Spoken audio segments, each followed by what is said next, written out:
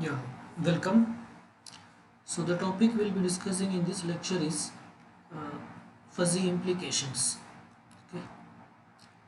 So generally the fuzzy implication is represented through an if then rule, which is represented something like this. It takes this form.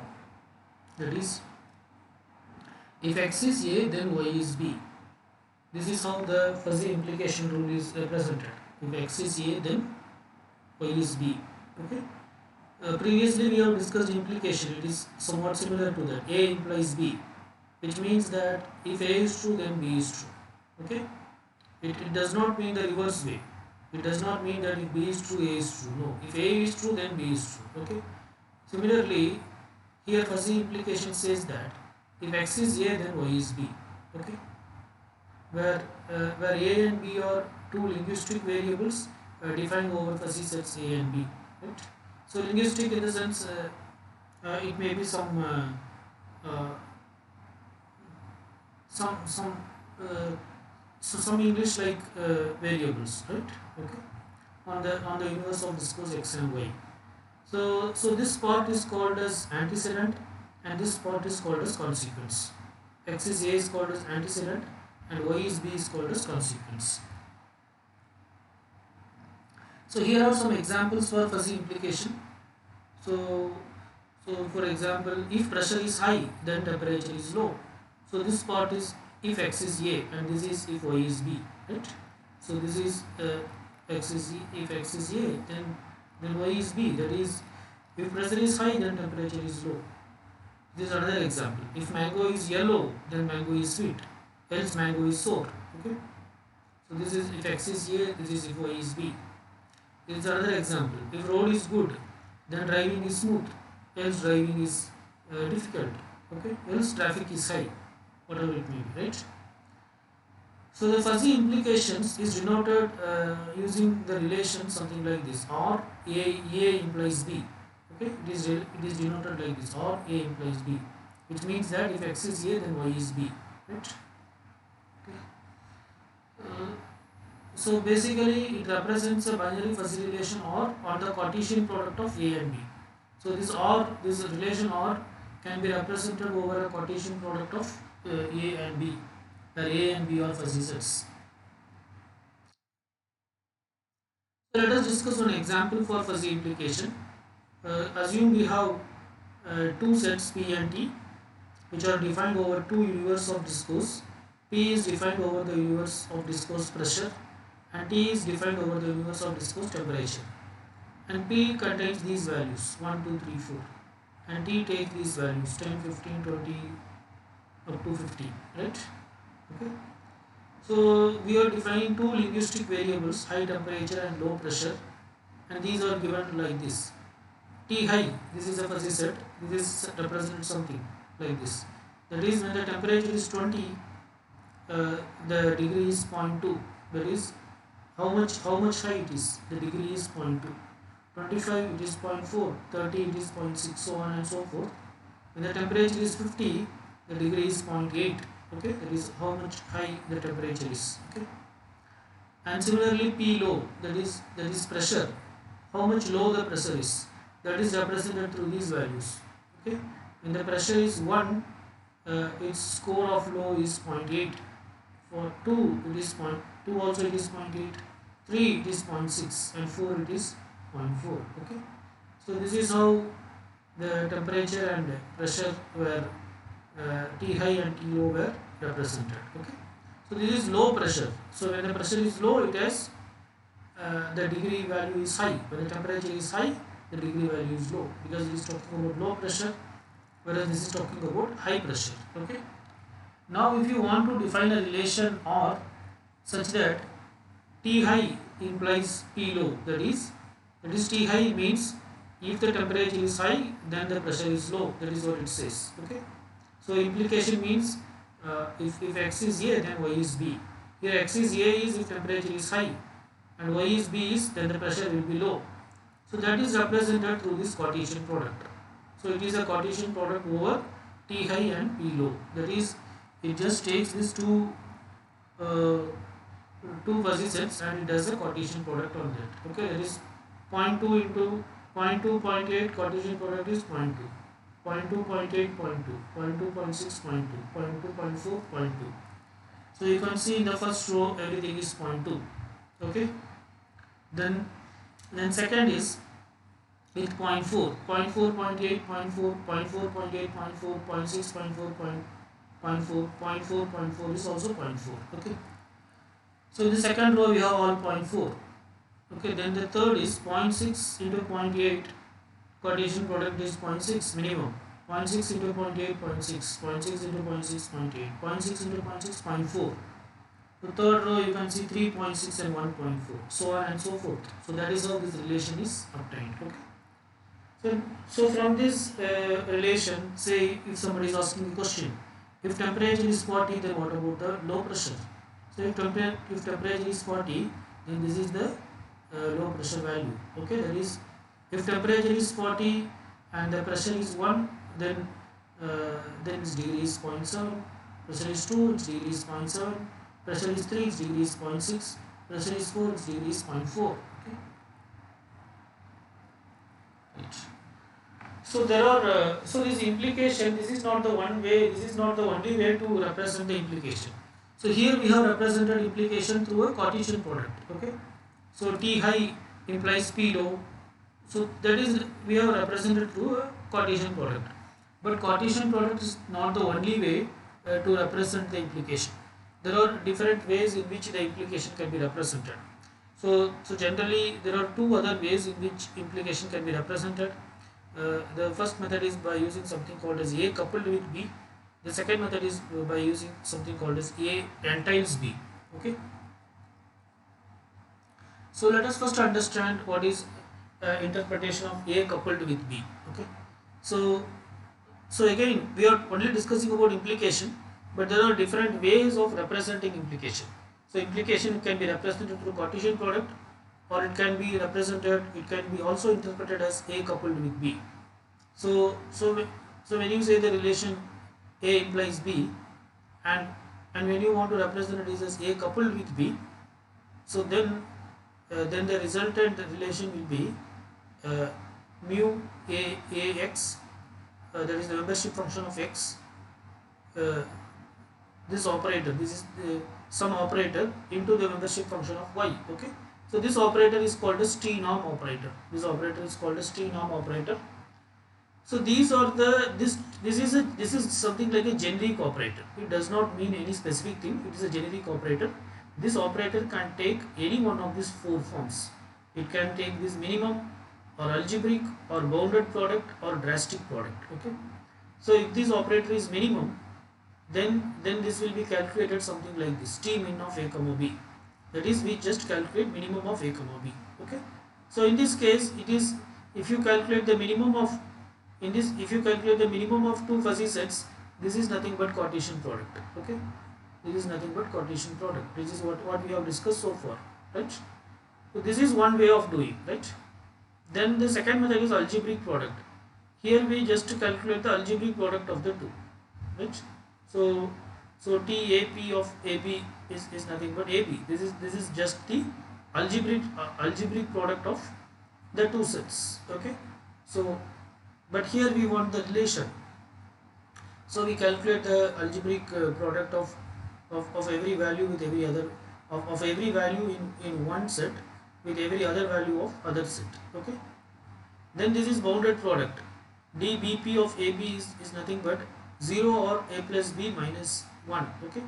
That is, we perform A plus B minus 1 and then we compare that with 0, whichever is the maximum that we will take. Okay. Then the drastic product is defined something like this: T dP is equal to A if B is 1. That is, the value in the value of the relation will be A if B is equal to 1. It will be B if A is equal to 1. Okay. Otherwise it will be 0. Right. So these are the four different ways in which the T-norm operator can be defined. So depending on the problem, it can take any one of these form, right? Okay. So there is no. So what we are trying to understand in the sense, it is not necessary that implication should be always defined in only one way. It can be represented in, or it can be interpreted in different ways. Okay, right? So so when you interpret A implement B, I mean A implies B using a minimum operator. So when you use a minimum operator, uh, the resultant uh, uh, the resultant what do you call the resultant relation, uh, which is derived from the fuzzy set A and B, is represented something like this: mu A of x and mu B of y.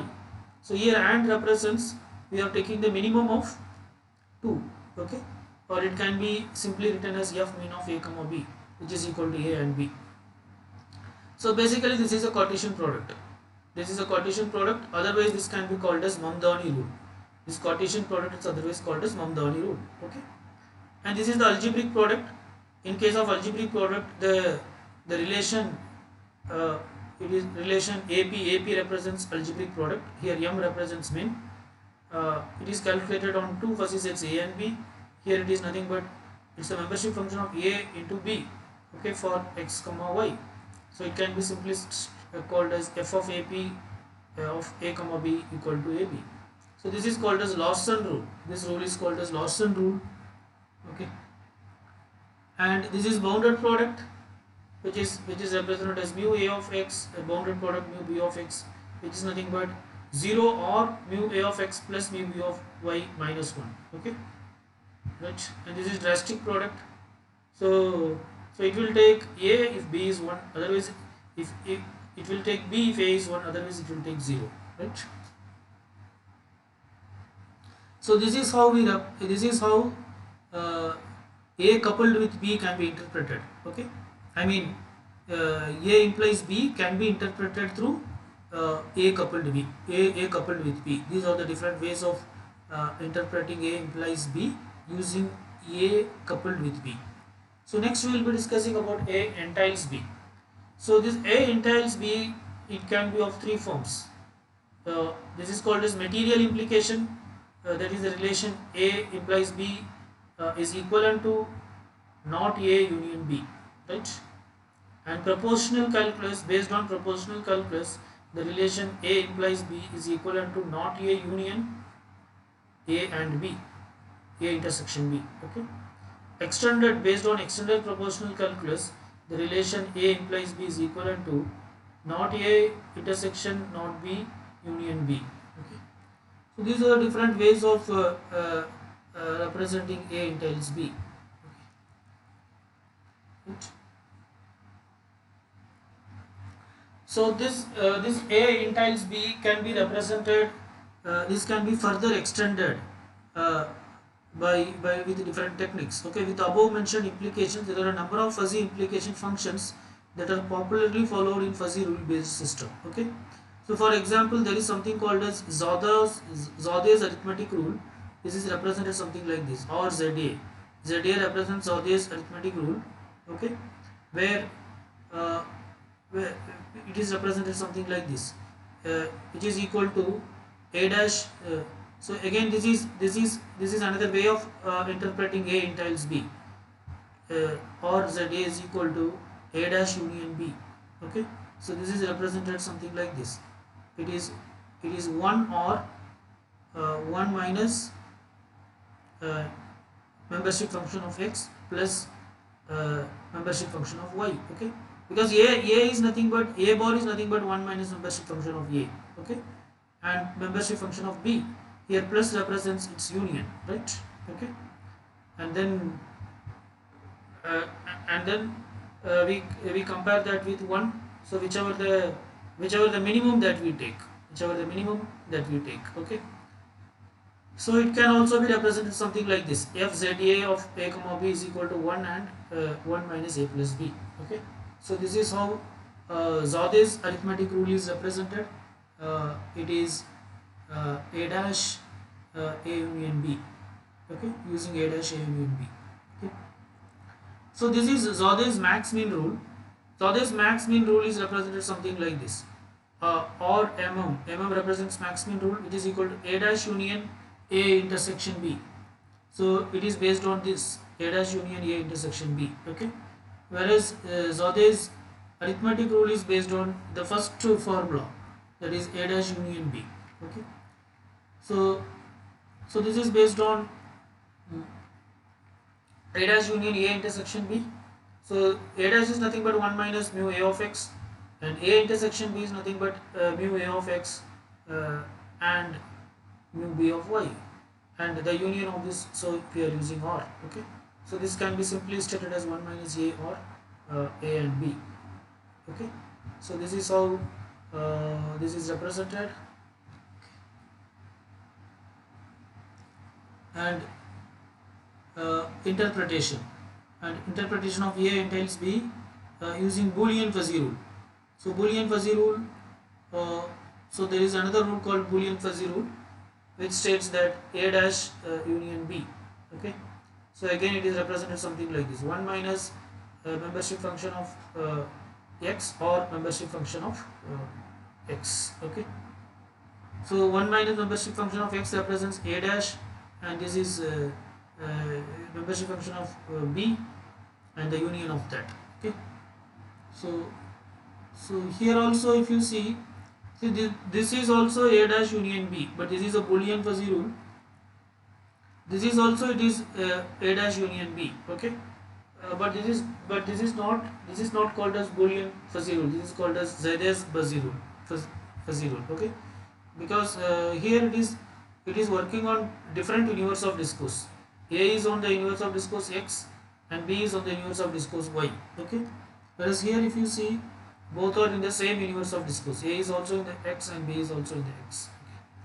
Then there is another interpretation of A entails B, which is called as Gauguin's fuzzy rule, which is represented as RGF. GF represents Gauguin's, and this is something like this. That is, as long as A is less than or equal to B, it will take the value 1. If A is greater than B, then it will take the value B by A. Okay. So these are something just like formulas. So here mostly we'll be using this Zaide's max mean rule. Okay. So let us discuss some example on that. So we are much interested on Zaide's max mean rule. So this is the most commonly used thing in the fuzzy logic. Okay. So let us see an example. If x is A, then y is B. This is implication formula. With the implication of Zaide's max mean rule, can be written equivalently something like this: or equal to A into B union A dash A cross B union A dash cross Y. Okay. So if you see here Zaide's max mean rule, it is only A dash union A intersection B. Okay, it is only A dash union A intersection B. Okay, but here, okay, intersection, say let us assume, so the actual formula is what? A dash union A intersection B. Intersection is nothing but we are taking minimum, so we can say it is a Cartesian product in one sense. Okay, so that intersection is replaced by this symbol Cartesian product. Okay, and this is union, that is coming here. Okay, here it is A dash, it is only A dash, but why we added this Y? We have added this Y because we want to calculate a resultant relation. Okay, so when you perform A is a set and B is a set, on this set when you perform a Cartesian product, you will get a relation. Okay, but A dash is a set, and if you operate on and how will you perform the operation with this, and a resultant you want to get a relation which should be a matrix. Are you getting? I mean, A cross B is a matrix, because when you perform Cartesian product on A and B, the resultant will be matrix. But this is not a matrix. We want to make it as a matrix, so we added this Y here. Okay, so we added this Y. So let us assume that the set X is given like this and Y is given like this, and the fuzzy set A is represented like this and B is represented like this. Okay. Now we have to determine A cross B union A bar cross Y. Okay. So first you have to identify what is A cross B. So A cross B is nothing but it is the Cartesian product of A and B. So when you take A as 0.0 and you do with B, you will get all zeros. Okay. Then when you take A as 0.8, Cartesian product it takes minimum. So minimum is 0.2, then 0.8, then 0.8 and 0, 0.2, 0.8, 0.8, 0. Okay, like that you get for every rows, right? So 0.6 here, 0.2, 0.2, and then 0.6, and then 0.6, and then 0, so on and so forth. Similarly, you do for A dash and Y. Okay, so A dash is nothing but 1 minus A. Okay, 1 minus, so this will become 1, this will be 0.2, this will be 0.4, this will be 0. Okay, so with that you map with A is 0, A is 1 2 3, I mean Y is 1 2 3 4. Okay, so so initially A dash will be 1, A dash will be 1, so 1 and 1 the minimum is 1, 1 and 2 the minimum is 1, 1 and 3 the minimum is 1, 1 and 4 the minimum is 1, so that the first row is all 1. Okay, next it is 1 minus 0.8 is 0.2, so now the minimum is 0.2 in all cases, so it will be 0.2. Next 1 minus 0.6 is 0.4, now the minimum is 0.4 in all cases, so it will be 0.4. Next 1 minus 1 is 0, now the minimum will be 0 in all cases, so it is all zeros.